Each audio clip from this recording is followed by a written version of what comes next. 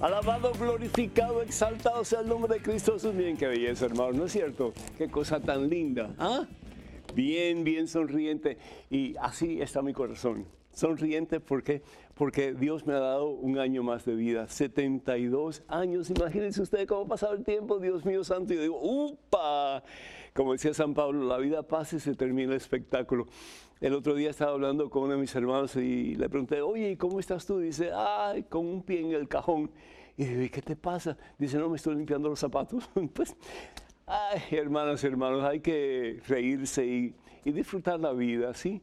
Y por eso es que este globo, esta bomba me gusta tanto porque simboliza la felicidad que debemos de tener. Si no la tenemos ya, debemos de tener cuando estamos cerca del Señor. Entonces, gracias a Dios por todo el equipo que me ha hecho este regalo tan bonito en mis 72 años de vida. Muchísimas gracias a todos, que Dios nos bendiga en abundancia. Y bueno, pues que sigamos juntos hasta que Dios permita, compartiendo la fe en Cristo Jesús, en ese en quien todo lo podemos y para quien todo es posible, que es el Señor. Muchísimas gracias, que Dios nos bendiga. Hermanos y hermanos, en este momento damos gracias a Dios por todos ustedes. Yo quiero agradecer al Señor por tantos de ustedes que nos escriben, que nos llaman pidiendo oración. Es un placer para nosotros podernos unir a ustedes en sus necesidades y saber que no están solos en sus momentos de dolor, de necesidad, de incertidumbre, que estamos apoyándolos particularmente a través de nuestras oraciones. Comenzamos en el nombre del Padre, del Hijo y del Espíritu Santo. Amén. Padre bueno, Padre amantísimo, Padre misericordioso, Padre que nunca nos abandonas, y particularmente en los momentos más difíciles de nuestra vida, en los momentos de mayor necesidad, es cuando tú estás más cerca de nosotros, Señor, llevándonos en tus santas y poderosas manos, guiándonos, oh Dios, con la fuerza y el poder de tu Santo Espíritu, en el camino de la vida, en el camino de la victoria, en el camino de la santidad, que es Jesús, tu Hijo, nuestro Señor. El quien dice en el Evangelio según San Juan, capítulo 14, versículo 6, yo soy el camino, yo soy el camino. Nadie va al Padre sino a través de mí. Señor Padre Todopoderoso, te pido por cada uno de mis hermanos, de mis hermanas, que están escuchando en estos momentos, que podamos todos caminar en el camino que es Jesús, que podamos estar conscientes, mi Dios, que la vida es un regalo hermoso que por amor tú nos das, pero que la vida aquí en este mundo termina, Señor. Pero hay una vida más hermosa todavía, una vida más plena todavía, que es la vida que tú nos has ofrecido, Señor. Tú que nos dices en el Evangelio según San Juan, capítulo 11, versículo 25, yo soy la resurrección y la vida. El que cree en mí vivirá para siempre. Señor, yo te pido por cada uno de mis hermanos, de mis hermanas que están escuchando en estos momentos, que están viendo, Señor. Bendice sus corazones y cólmalos, oh Dios, del deseo grande, poderoso, de vivir según tu santa voluntad, de ya no caminar en el camino del mundo sin ti, mi Dios, sino de caminar en un camino nuevo, en el camino que Jesús nos ofrece, que es su propia vida, imitándolo a Él, tratando de seguir su ejemplo, Señor, con la fuerza y el poder de tu Espíritu Santo. Yo te pido, mi Dios, que renueves en cada uno de nosotros el deseo de vivir de verdad la vida, pero la vida abundante, la vida plena, que es la vida en Jesucristo, en quien todo lo podemos y para quien todo es posible. A ti, Padre Santo, en Cristo Jesús, gloria, honra y honor por los siglos de los siglos. Amén, Señor. Bendito seas, mi Dios, bendito seas. Damos gracias a Dios, hermanas y hermanos, por todos y cada uno de ustedes. Y doy gracias en particular por aquellos que nos han escrito, nos han llamado pidiendo que oremos, que nos unamos en oración por esas personas. Entre ellos está Lorenzo de Virginia, que pide por él mismo y también por su hija Paola, por el descanso eterno de Francisca Galvez y su sobrino Francisco Jiménez. Que el Señor los bendiga a todos en superabundancia. Y Amelia Romero pide por su salud, que Dios le bendiga siempre. Y también Dulce de New York pide oración por su hijo Jody Fermín, que Dios le bendiga y que Dios lo encauce siempre en el camino de la victoria. Nelson pide por María Hilda, que el Señor la bendiga y te bendiga también a ti, Nelson, y a toda tu familia. Y Ana de New York agradece al Padre Núñez por sus consejos. Muchísimas gracias, Ana. Dios te bendiga a ti inmensamente. Isabel de New York pide por Arnoldo Pérez y también por su familia. Que Dios les bendiga a todos en abundancia. Y Luis de Nueva Orleans, que pide oración por su familia porque está en una situación bastante precaria, particularmente a consecuencia de su estado migratorio. Que Dios bendiga a todos en abundancia. Norma también pues de New York pide por su salud espiritual y física. Que Dios te bendiga, Norma, y a todos aquellos que tanto tú amas. Y también pedimos por todos aquellos que solicitan oración a través de la página de este servidor en Facebook. Dios les bendiga a todos y les llene de su santa y transformadora presencia, de su santo y poderoso amor. Y recuerden, hermanas y hermanos, que los únicos medios oficiales en las redes sociales de este servidor son las siguientes. Primero, del Ministerio Mensaje es mensaje1.com, mensaje1.com. Después tenemos la página de este servidor en Facebook y es facebook.com/P. Pedro Núñez, facebook.com/P. Pedro Núñez. Además, también estamos en Instagram y en Twitter, y para llegar a esos dos medios, vayan por favor a Padre Pedro Núñez, Padre Pedro Núñez. Y ten en cuenta, por favor, de los perfiles falsos que piden dinero en mi nombre. Eso nunca lo vamos a hacer a través de estos medios. Así que si reciben algo, por favor, rechácenlo. Si están pidiendo apoyo para misiones o cosas así, no hagan caso, descártenlo, porque eso no es de nosotros. Hoy estamos celebrando la fiesta de pues, un gran hombre de Dios, un hombre que, para comenzar, no era muy cristiano, no era un hombre muy entregado al Señor, pero cómo Dios tiene paciencia y cómo Dios forja en un hombre que es Ignacio de Loyola, y todos conocemos como San Ignacio de Loyola, en un verdadero santo, en un verdadero pilar de la iglesia, en un hombre que se desgasta no solamente fundando la comunidad, tal vez una de las más grandes que han existido en el mundo y que siguen existiendo, que es la comunidad de los jesuitas, pero también enseñando el camino de la perfección, a través particularmente de sus ejercicios espirituales que puede formular con la fuerza y el poder del Espíritu Santo en él, en aquella cueva en Manresa. Ignacio, pues, crece en una familia que tiene conexiones y por lo tanto pues él llega a ser parte de la corte del reinado de Castilla. Y ahí pues él se convierte en una persona pues parrandera, una persona lujuriosa, una persona que le gustaba pues andar de fiesta en fiesta, tomando bastante. Pero algo sucede. Como Dios permite aún las cosas que pensamos que son malas para nuestro bien. Como dice aquel dicho, Dios escribe recto, ¿qué más? Con líneas torcidas. Y resulta que en su transcurso de vida, Ignacio va a una batalla.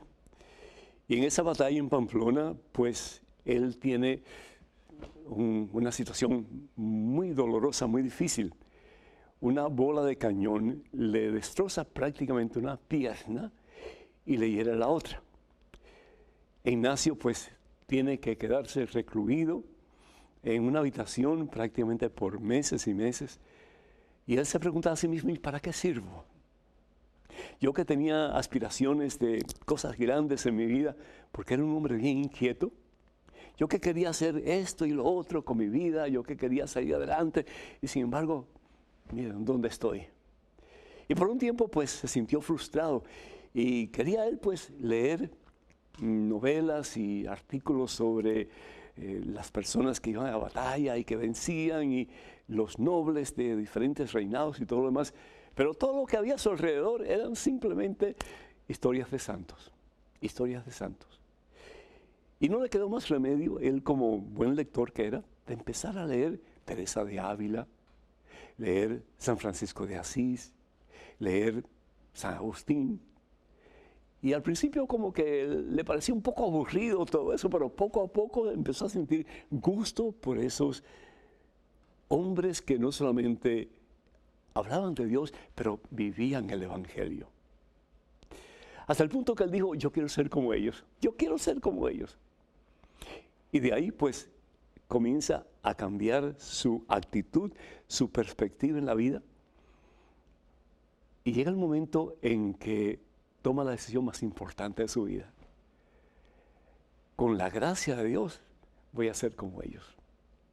Con la gracia de Dios, si ellos pudieron hacerlo, Teresa de Ávila, que era tan orgullosa y tan a veces como que regañona y demás, ¿cómo se convirtió en esa santa que Dios utilizó con tanto poder? San Agustín, decía Ignacio, alguien como yo o peor que yo, y también Francisco, y sin embargo, ¿cómo Dios los cambió totalmente? Yo quiero también dejarme cambiar por Dios. Y así comenzó su conversión. Y para mí lo que nos enseña este gran maestro, además de fundador, este gran maestro, es que no importa dónde hayamos estado en nuestro pasado o en nuestro presente, lo importante es que vamos a hacer desde este momento en adelante, para tomar la decisión de poner a Jesucristo como Señor y Rey de nuestra vida. El caso es que se va a Manresa y en Manresa, una cueva, comienza en meditación y en oración profunda a escribir estos ejercicios espirituales, que hasta el día de hoy son tremendos para ayudarnos a crecer en santidad. Y después es en París donde él se reúne con unos amigos y quieren seguirlo a él, quieren seguir su estilo de vida. Y finalmente se forma la Compañía de Jesús, los jesuitas. Y empezó después a enviar sacerdotes, misioneros a todas partes del mundo. Y cuando él muere, hay cientos y cientos y cientos y miles de jesuitas en el mundo entero.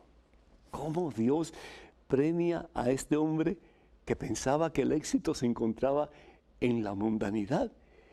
Y se dio cuenta al fin y al cabo de que su vida tenía un propósito y que iba a encontrar el éxito para mayor gloria de Dios haciendo la voluntad del Señor, rindiéndose como arcilla en manos del alfarero para hacer cosas maravillosas para gloria de Dios y para beneficio del pueblo de Dios. Tú tienes un propósito, tú tienes una razón, tú tienes una meta que Dios tiene en su corazón para ti.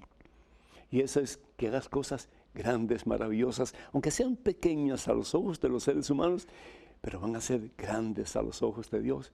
¿Por qué? Porque si te rindes, Dios va a obrar en ti maravillas, como obró en Ignacio Loyola, como obró también en Francisco de Asís, en Teresa de Ávila, en San Agustín y en tantos y tantos hombres y mujeres que alcanzaron la santidad a través de un momento en su vida de conversión, el cual continuó ese proceso hasta el final de sus vidas, diciéndole sí al Señor más y más, cada día más, hasta poder contemplar su gloria en el cielo.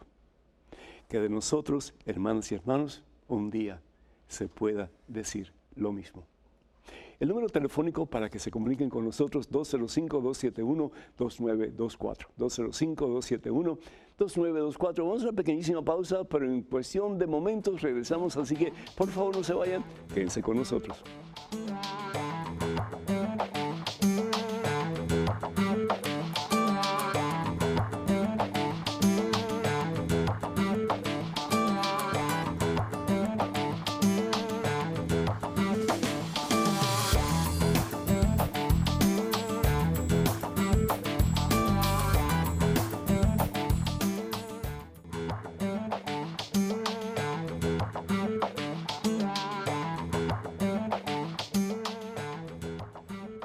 Gloria, alabanza, honra, honor a ese que lo merece todo, que es Jesús el Señor, el que es vida. Y celebramos vida, hermanas y hermanos, porque la vida es hermosa, la vida viene de Dios.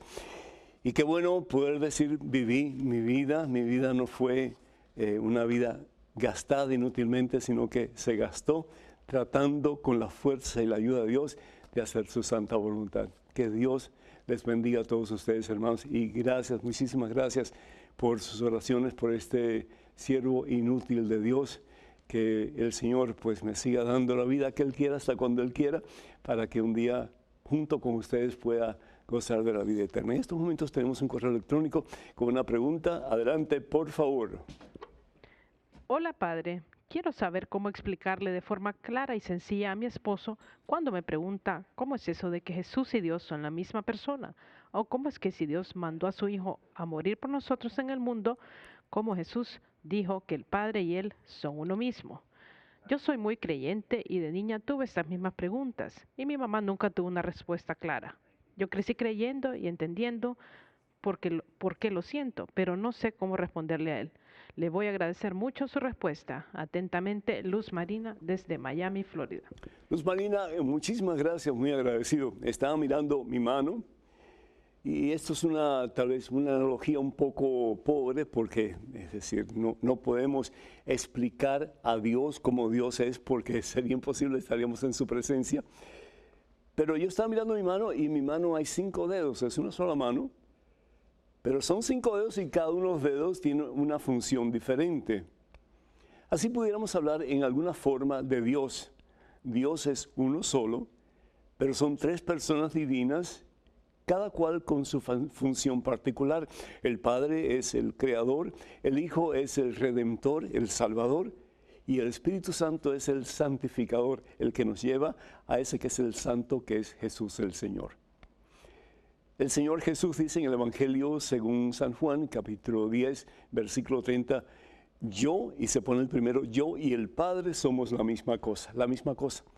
Por eso decimos que las 3 personas divinas son un solo Dios verdadero, no son 3 dioses, es un solo Dios verdadero, de la misma esencia, el Hijo que el Padre y el Espíritu Santo.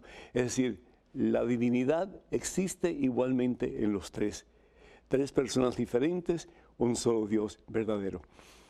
Dios nos ama tanto, dice el Señor, que no solamente nos ama como Dios, pero se hace hombre, se encarna. Por eso dice la palabra de Dios en el Evangelio según San Juan, en el capítulo 1, comienza diciendo, en el principio era el verbo. ¿Y quién es el verbo? Jesús, la palabra que sale del Padre. Pero la palabra y el ser humano son la misma cosa. Mi palabra y yo somos la misma cosa. Y cuando sale mi palabra, es parte de mí. Soy yo el que está hablando en este momento. Dice, en el principio era el verbo, es decir, la palabra.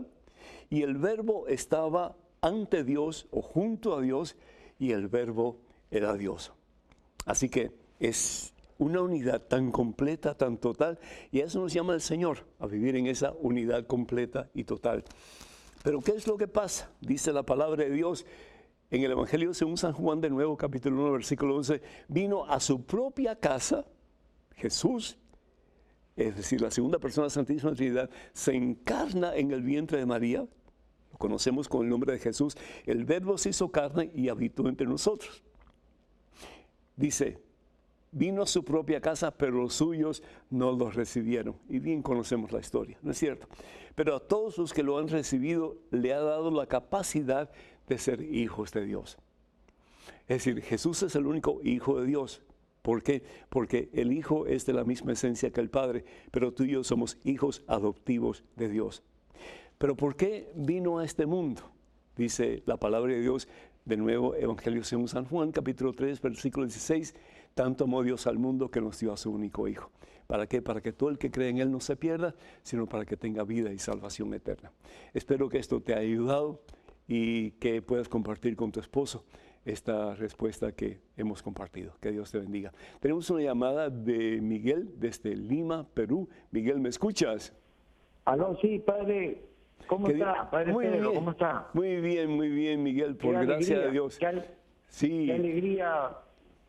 Usted inspira mucha espiritualidad. Muchísimas gracias, amigo, muchísimas gracias. Mi pregunta es sobre el uso de métodos anticonceptivos no naturales. Ajá.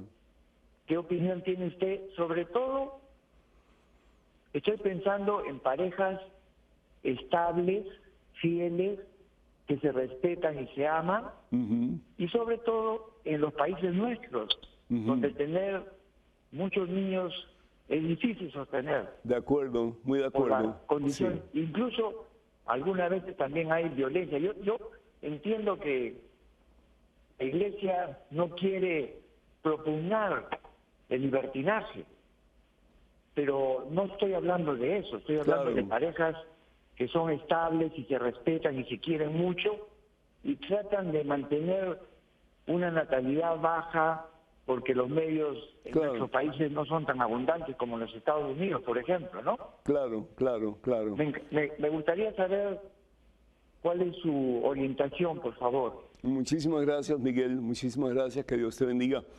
Pues lo que yo puedo decirte es lo que dice la Iglesia. En el momento en que yo diga algo que está en contra de lo que enseña la Iglesia, pues mejor que pues cuelgue los hábitos, como dicen vulgarmente, ¿verdad? Los sacerdotes tenemos que representar lo que dice, lo que enseña la Santa Iglesia Católica. La Iglesia enseña que todo método que no sea natural para la procreación o para evitar la procreación es ilícito, es decir, es un pecado. ¿Y por qué es un pecado? Porque cuando usamos métodos artificiales, estamos jugando el papel de Dios. La relación sexual tiene dos propósitos, según la Santa Biblia en el libro de Génesis, el capítulo 2 particularmente. Uno es para que el hombre y la mujer, el esposo y la esposa, se unan y lleguen a ser un solo ser, ¿verdad? En esa relación íntima, lleguen a ser un solo ser. Y el otro propósito es para que estén abiertos a la vida, la procreación. Es decir, para que el animal, hombre, macho y hembra, perdón, se unen para procrear. Si no se unen, pues no hay procreación.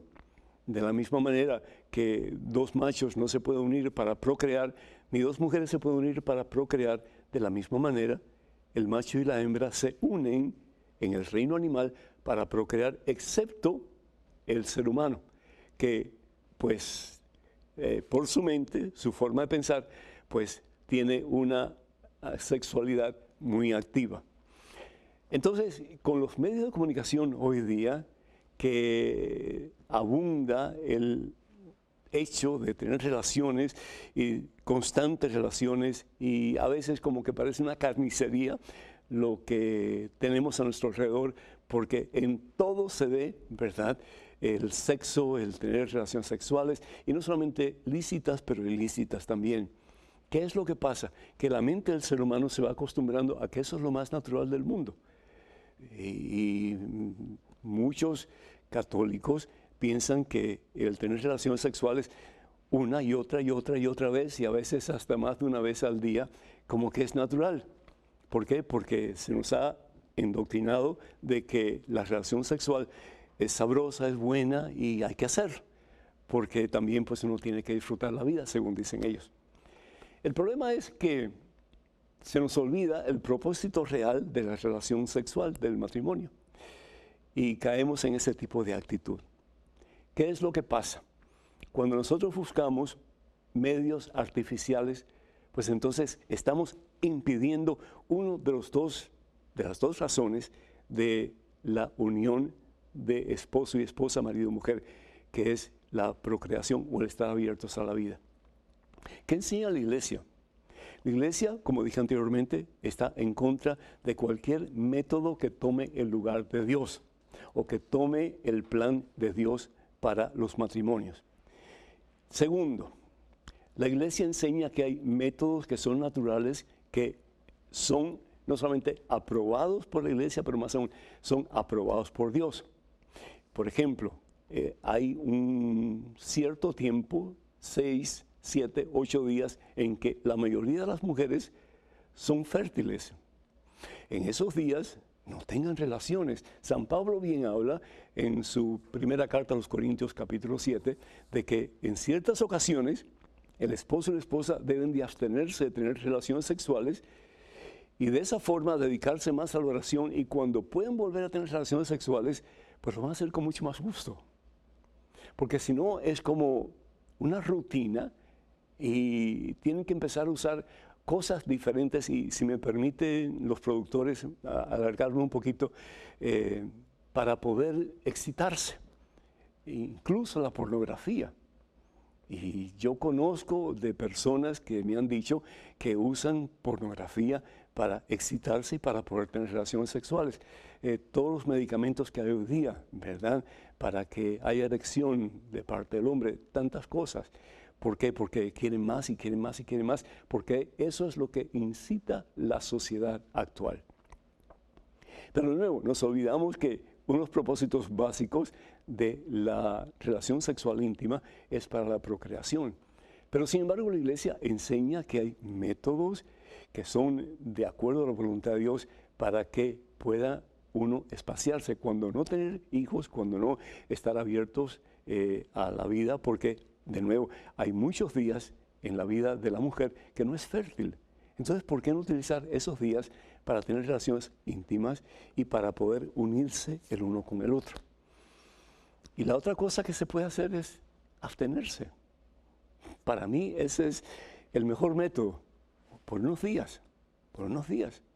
De nuevo, dejando a un lado la mentalidad de la sociedad en que tiene que ser sexo, sexo, sexo, para que se reconozcan el valor de cada uno, y cuando tengan ese momento de intimidad puedan de verdad donarse el uno al otro responsablemente por amor, disfrutarse el uno al otro y ser, como dice la palabra de Dios, un solo ser.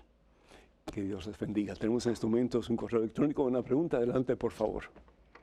Padre Pedro, estoy en una localidad donde un sacerdote propone talleres de eneagrama. Nuestro obispo practica yoga.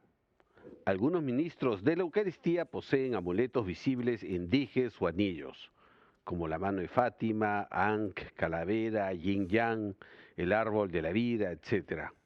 Cuando me he acercado a proponerles que lean el documento Jesucristo, portador del agua de la vida, y decirles que están proponiendo doctrinas que no son de nuestra fe católica, casi soy excomulgado.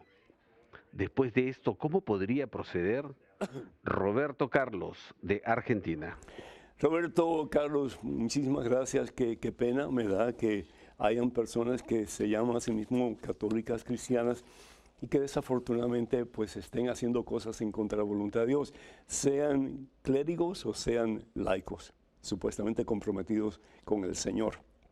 Pero hay muchos pasajes en la Santa Biblia que nos habla de que todo tipo de superstición, todo tipo de amuletos, todo tipo de adivinanza, todo tipo de hechicería, todo tipo de brujería, está en contra totalmente de la voluntad de Dios. ¿O es que estas personas no han leído, por ejemplo, el libro de Deuteronomio, el capítulo 18, versículos del 10 en adelante?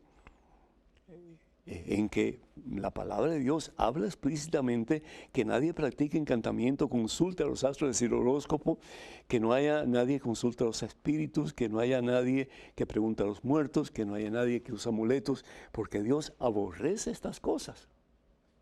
Es decir, y si vamos nosotros pues al Evangelio según San Mateo, vemos también cómo el Señor habla pues en contra de todo eso. El Evangelio, según San Mateo, nos habla también de las fallas que nosotros tenemos cuando no hacemos la voluntad de Dios. Pero ¿qué es lo que tenemos que hacer?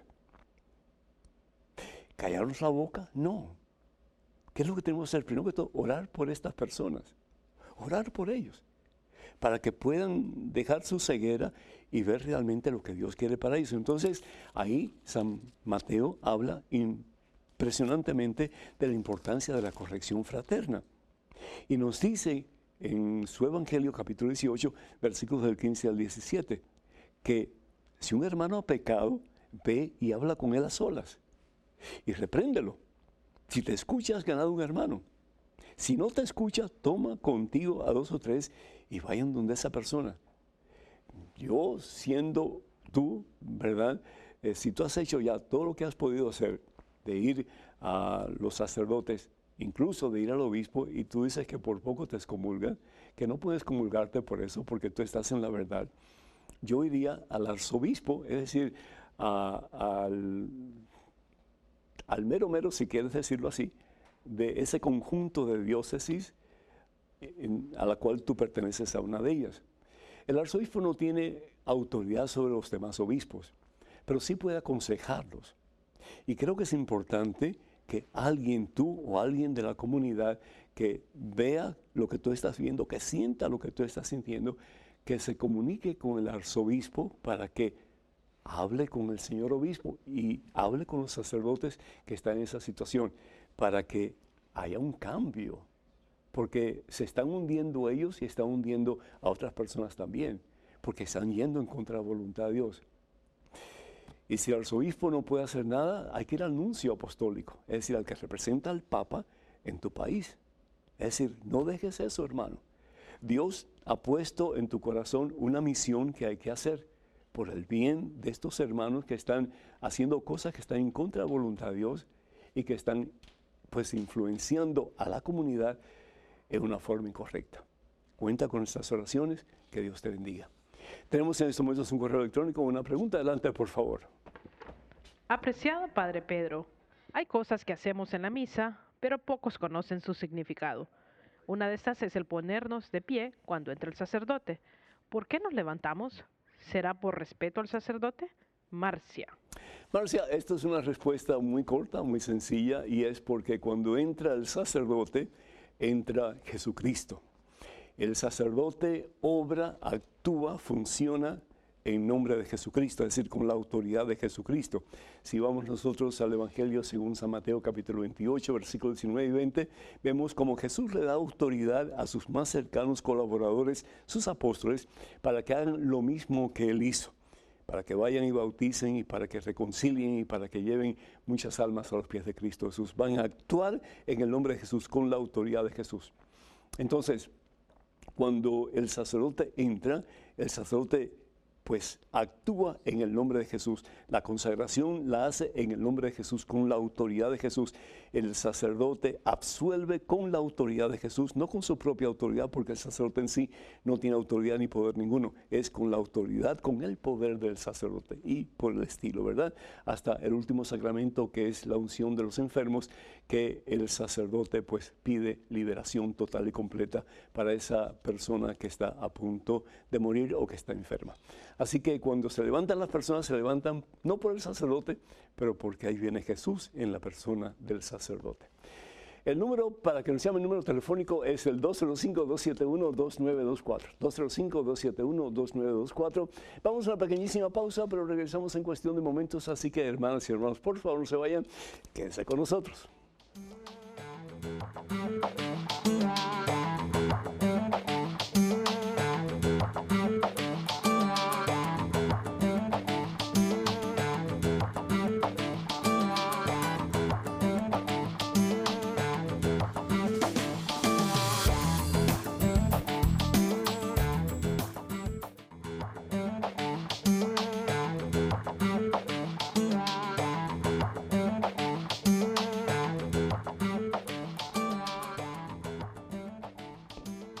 Qué hermoso luce ese pastel. Muchísimas gracias. Y gracias por los globos también. Y gracias por el cariño que ustedes le dan a este servidor. Y merecidamente, pero un millón de gracias a todos ustedes y al equipo. Gracias. Tenemos en estos momentos a Josefina desde Virginia, que está pacientemente esperando en línea telefónica. Josefina, ¿me escuchas? Sí, estoy escuchando. El Señor te bendice, Josefina. Bienvenida. Adelante con tu pregunta, por favor. Padre Pedro, yo tengo una pregunta que el otro día, que alguien no cree esto, que María Magdalena, Lázaro y Santa Martita fueron hermanos. Sí, muchísimas gracias, Josefina. María Magdalena no era hermana de Lázaro, era otra María, María de Betania. Era María, Marta, porque las tres vivían en Betania. Magdalena vivía en Magdala, entonces son dos personas diferentes, ¿verdad? María, Lázaro y Marta eran de Betania. Y eso pues lo podemos encontrar en el Evangelio, sobre todo según San Juan, en el capítulo 11 en adelante, donde se habla de estos tres hermanos. Los tres eran de Betania, María Magdalena pues era de Magdala. Y ahí está la respuesta. Que Dios te bendiga, mija. Muchísimas gracias por tu llamada, ¿sí? Creo que tenemos un correo electrónico en estos momentos, así que adelante, por favor. Estimado sacerdote Pedro, hoy vi en televisión temas muy interesantes, los cuales respaldó con textos bíblicos, excepto cuando habló de la ascensión de la Virgen María junto a nuestro Señor Jesucristo. Así sucede generalmente cuando hablan de la Madre de Jesús de Nazaret. No aparecen en la Biblia muchas cosas, solo que fue bendecida por Dios y es una hija de Dios. Por lo tanto, ¿cómo decir Santa María, Madre de Dios? Me gustaría me lo explicara, que convenza, aunque no esté en la Biblia, que según usted y yo lo comparto, contiene todo lo que necesitamos. Saludos y bendiciones para su vida en el nombre de Cristo. Amén. Agradecido, William de Venezuela. Amén, William. Muchísimas gracias. Pues San Pablo constantemente habla de los bautizados como los santos, ¿cierto? Y hay un montón de pasajes en las diferentes cartas de San Pablo en que les habla a los santos de este lugar o de aquel lugar, etcétera, ¿no? La palabra santo significa consagrado. Y si alguien fue consagrada a Dios, fue María Santísima. La vida de María fue un hacer la voluntad de Dios, semejante, pues por supuesto, a Jesús, que es el santo entre los santos. Y María Santísima, pues imitó la vida de Jesús. Es decir, su vida fue consagrada a Dios. Si nosotros vamos al Evangelio según San Lucas, vamos a comenzar por ahí. Evangelio según San Lucas, en el capítulo 1, vemos como ella es la escogida, ella es la llamada por Dios. Dice la palabra de Dios en el versículo 28, llegó el ángel hasta ella y le dijo, alégrate, la llena de gracia. Llena de gracia. La persona que está llena de gracia, gracia significa vida de Dios, presencia de Dios. Ella está llena de gracia. Entonces, entre todas las personas habidas y por haber, ella es la llena de gracia. Ninguno de nosotros puede decir eso. Ninguno de nosotros puede decir, mi vida está tan llena de santidad, llena de la vida de Dios, que estoy lleno de gracia. No, María es la favorecida, la llena de gracia, la hekaritomene, como se dice en griego. La palabra hekaritomene significa la llena de la vida de Dios. Al fin y al cabo, eso es lo que significa. ¿Y por qué María está llena de Dios? Porque María no tiene pecado. Es decir, el pecado y la gracia no pueden cohabitar. O tienes pecado o tienes gracia. O tienes, pues, presencia del mundo en tu vida, de la mundanidad que ofrece el mundo, o tienes presencia de Dios. Jesús bien lo habla en el Evangelio según San Mateo capítulo 7, cuando habla de dos casas, la casa construida sobre roca y la casa construida sobre arena. Y la pregunta es, ¿sobre qué casa estamos, sobre qué roca o qué pues, arena estamos construyendo nosotros? ¿Cuál es la base de nuestra vida? ¿Es Jesús o es el mundo? Y por eso el Señor también en el Antiguo Testamento, en el libro de Deuteronomio, capítulo 19, versículo 30, nos habla de que pues hay dos caminos, el camino de Dios y el camino del mundo, el camino de Satanás. María escogió el camino de la vida, el camino de Dios, el camino de la victoria. Y por eso María es la escogida por Dios para llevar en su vientre la vida que nos da vida, que al fin y al cabo es Jesucristo. Si nosotros hablamos, por ejemplo, y vamos al libro de Génesis, en el capítulo 5, en el versículo 24, yo creo que no hay protestante o evangélico que no esté de acuerdo con que Enoc, uno de los hijos de Adán y Eva, fue elevado al cielo. Yo quiero que estés consciente, primero que todo, que no se le llama en teología asunción. Perdón, no se llama ascensión. Ascensión solamente Jesús, que asciende por su propio poder como Dios al cielo. María fue asunta, fue elevada. Y yo creo que no hay ningún protestante evangélico que vaya en contra de lo que dice San Pablo en su carta a los Colosenses, que al final los que quedan serán elevados al cielo. Eso es lo que significa la asunción de María, fue elevada al cielo. Creemos firmemente que María está en el cielo. ¿Por qué? Porque el pecado, la consecuencia del pecado es la muerte, como bien nos dice San Pablo en su carta a los Romanos capítulo 6, versículo 23. Y María no peca. La vida de María fue una vida de sometimiento a la voluntad de Dios. Por eso es la hekaritomene, es la llena de la presencia de Dios. En el libro de Génesis, en el capítulo 5, versículo 24, dice, Enoc anduvo con Dios, es decir, en relación con Dios, hasta que Dios se lo llevó. Asumen que se lo llevó al cielo. Pues puede ser. Sencillamente desapareció, dice la palabra de Dios. Y después vamos al Evangelio según San Mateo, capítulo 17, versículos del 1 al 3, y vemos como en el momento de la transfiguración de Jesús, en el monte de la transfiguración, en el monte de Tabor, habían dos personas que estaban a su lado, Moisés y Elías, quiere decir, ellos estaban en el cielo.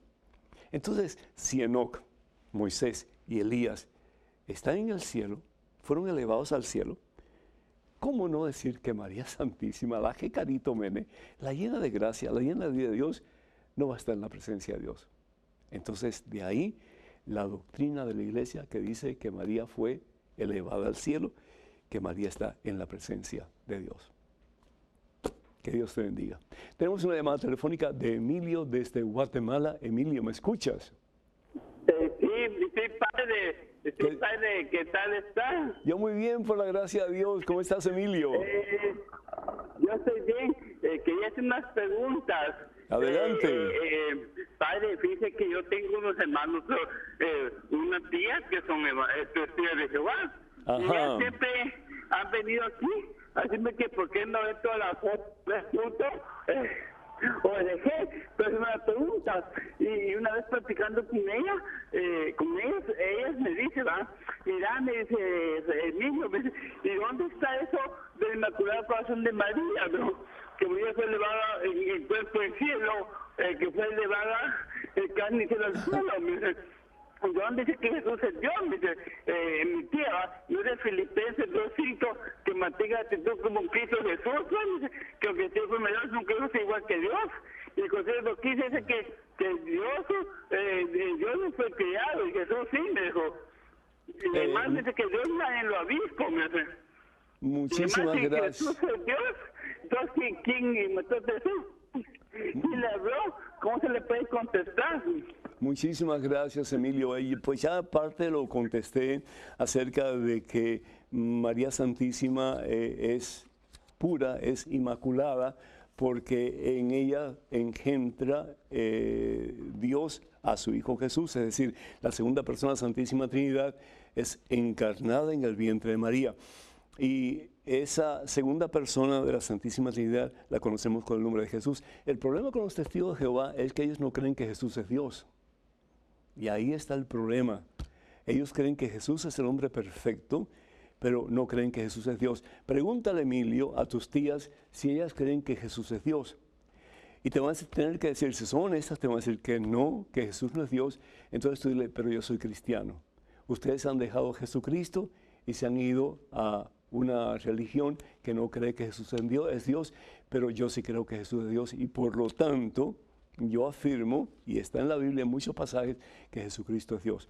La otra cosa, cuando hablamos del Inmaculado Corazón de María, estamos hablando, un corazón inmaculado es un corazón puro, un corazón rendido a la voluntad de Dios.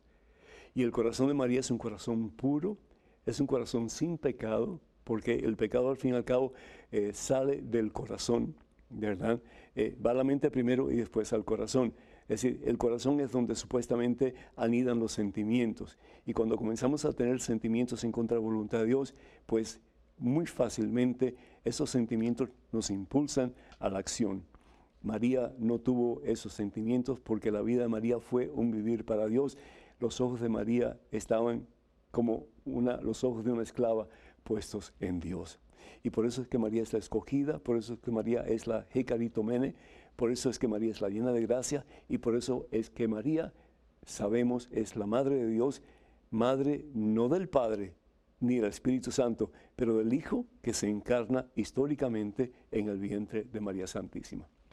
Así que yo espero que esto te ha ayudado, Dios permita que sí, ¿verdad? Dios te bendice, Emilio. Tenemos en estos momentos un correo electrónico con una pregunta. Adelante, por favor. Buenas, Padre.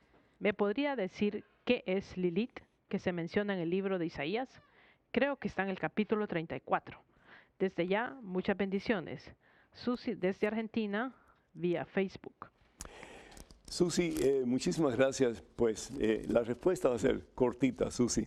Si vamos nosotros de nuevo, como tú acabas de decir bien dicho, a el libro del profeta Isaías en el capítulo 34, vemos cómo se menciona a una mujer que se llama Lilith. Dice, allí también se echará a descansar el monstruo llamado Lilith.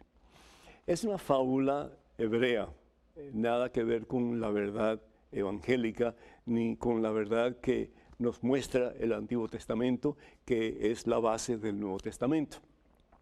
Lilith es una mujer que supuestamente fue la primera esposa de Adán y que después deja el paraíso y se va a otro lugar y allí se casa y tiene un montón de hijos y los hijos son como semidioses y ella se convierte en una diosa. Y entonces se usaba esa mujer, ese personaje que supuestamente era muy bonita, para asustar a la gente. ¿Por qué? Porque también tenía cualidades de monstruo. Entonces, eso nunca ha sido aprobado por la Iglesia, nunca ha sido parte de la doctrina de la Iglesia, por supuesto que no. La Iglesia pues enseña que la primera mujer, es decir, la madre de la creación, que colabora con Dios para procrear, es Eva. Y la palabra Eva significa madre de la humanidad o madre de la procreación, que al fin y al cabo somos todos nosotros, toda la humanidad. Eso es todo lo que pues significa, ¿verdad? No es nada que tiene que ver con la doctrina de la Iglesia. Tenemos en estos momentos un correo electrónico, una pregunta. Adelante, por favor. Padre Pedro, ¿por qué si yo rompí un sacramento, la Iglesia me permite comulgar? Luis. Luis, muchísimas gracias. Depende del sacramento que hayas roto. Yo no sé qué sacramento rompiste. Por ejemplo, si rompiste el sacramento del matrimonio, vamos a comenzar con el sacramento del bautismo, que es el primero de los sacramentos. Es decir, renuncias a tu bautismo, aunque por mucho que renuncies, siempre vas a ser considerado por la Iglesia como un miembro del cuerpo de Cristo, que al fin y al cabo es la Iglesia. Pero vamos a suponer que te vas con los testigos de Jehová. Has roto el compromiso que tú tienes con la Iglesia de ser parte íntegra del cuerpo de Cristo y de funcionar como tal. Y no puedes comulgar mientras tú estés alejado del Señor en esa forma, porque lo has negado. Tienes que confesarte. Supuestamente, vamos a ver, tú vas al sacramento de la confesión, pero no confiesas nada de eso, es decir, no confiesas ningún pecado serio. Y tampoco haces la penitencia, pues has roto dos sacramentos y por lo tanto no puedes comulgar. ¿Por qué? Porque la palabra de Dios bien claro nos dice que si nosotros comulgamos y estamos en desgracia, o es decir, estamos en desobediencia a la voluntad de Dios, pues estamos forjando nuestra propia condenación si comulgamos, si recibimos el cuerpo de Cristo. Entonces hay otro sacramento, por ejemplo, el del matrimonio. Si lo rompes y no tienes relación con nadie, entonces puedes confesarte y puedes recibir el sacramento de la Eucaristía, es decir, la Santa Comunión. ¿Por qué? Porque aunque hay envuelto pecados en el proceso del desamor, de desligarte de esa promesa que hiciste en los buenos tiempos y en los malos, en la salud y enfermedad, hacia tu pareja, si no lo has hecho, pues mientras que tú no cometas un adulterio, es decir, no forniques, no tengas relaciones con otra persona, pues entonces tú puedes pedir la absolución de Dios por medio del sacerdote y puedes recibir la Santa Eucaristía. Pero con el propósito de que vas a seguir enmendando tu vida y vas a seguir acercándote al Señor, fuente de vida y salvación eterna. Así que el único sacramento que puedo pensar, así que se rompe y aunque no se reanude la relación, sería el matrimonio, porque en el Evangelio según San Mateo, capítulo 19, versículo 6, bien claro el Señor lo dice: lo que Dios ha unido, que el hombre jamás los separe. Quiero recordarles, hermanos y hermanos, que estaré ya muy pronto, agosto 16 y 17, en Guatemala, la tierra de la eterna primavera. Así que esto se va a llevar a cabo en la conferencia de ADAC. Y para más información, pues por favor comuníquense con ellos. También decirles que el 31 del mes de agosto, con el favor de Dios, voy a estar en Mesquite, en Texas, en el Centro de Convenciones del Rodeo de Mesquite, con Mensaje Texas. Así que no se pierdan ese fabuloso evento de 8 de la mañana a 8 de la noche. Para más información, por favor comuníquense a los números telefónicos área 469-478-5629. Repito, área 469-478-5629. Invitados el Padre Luis Toro, con el favor de Dios, también Fray Rafael Guzmán, con el favor de Dios, también Neil Vélez, con el favor de Dios, y música del Ministerio Sagrado Corazón de Jesús de Oklahoma, con el favor de Dios. Les invitamos para que oren por EWTN, Radio Católica Mundial, y para que cuando puedan, pues envíen sus donativos para que podamos seguir llevando al mundo la santa palabra de Dios.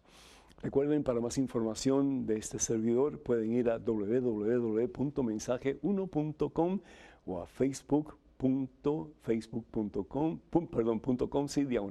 Pedro Núñez. Y correos, nos encantaría recibir correspondencia a ustedes. Pueden ir al correo electrónico del Padre Pedro @ewtn.com. Que el Señor los bendiga este día por siempre, los colme de su santa paz. En el nombre del Padre, del Hijo y del Espíritu Santo. Amén. Hermanas y hermanos, vayan con Dios. Dios siempre irá con ustedes. Que pasen un día muy feliz. Y hasta el próximo miércoles. Dios mediante.